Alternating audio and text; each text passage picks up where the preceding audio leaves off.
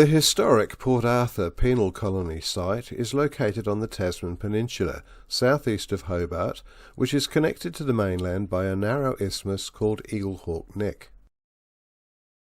There is an impressive model of the site inside the visitor centre. Before you go to the actual ruins, you pass the gutted shell of the Broad Arrow Cafe, now part of a reflective monument to the infamous Port Arthur massacre of 1996, in which 35 people were killed and 20 wounded. To this day, Tasmanians never mention the gunman's name.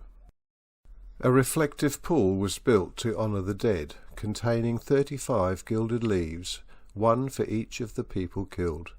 This is the inscription on the side of the pool.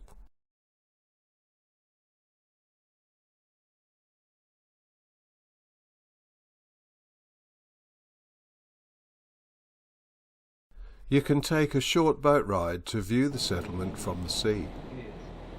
The tour passes the aptly named Isle of the Dead, where the settlement's dead people were buried vertically to save space.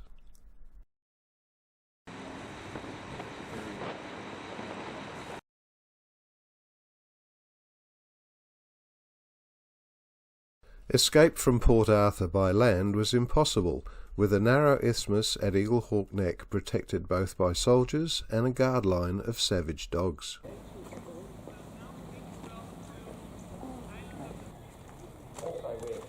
So the steeple's gone, and most of the interior.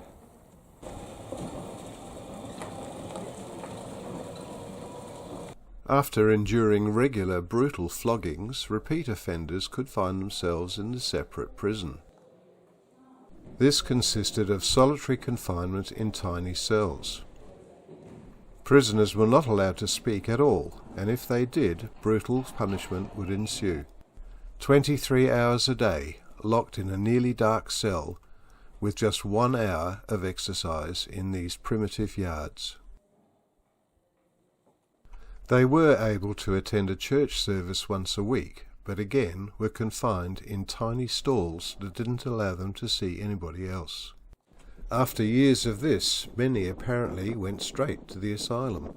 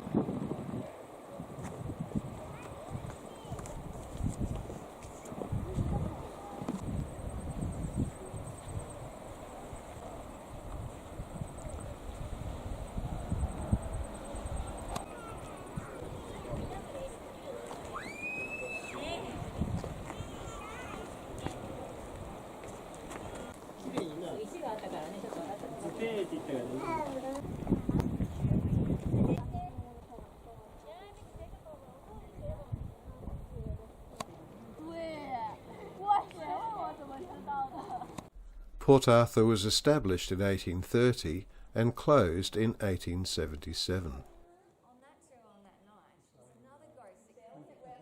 At its peak in 1840, there were over 2,000 people here.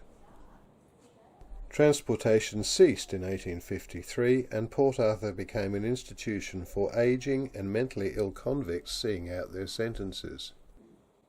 Port Arthur was built on a philosophy of discipline and punishment.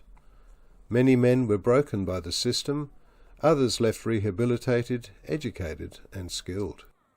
Despite the settlement being nearly 150 years old, there is still a palpable feeling of dread and uneasiness when you visit here.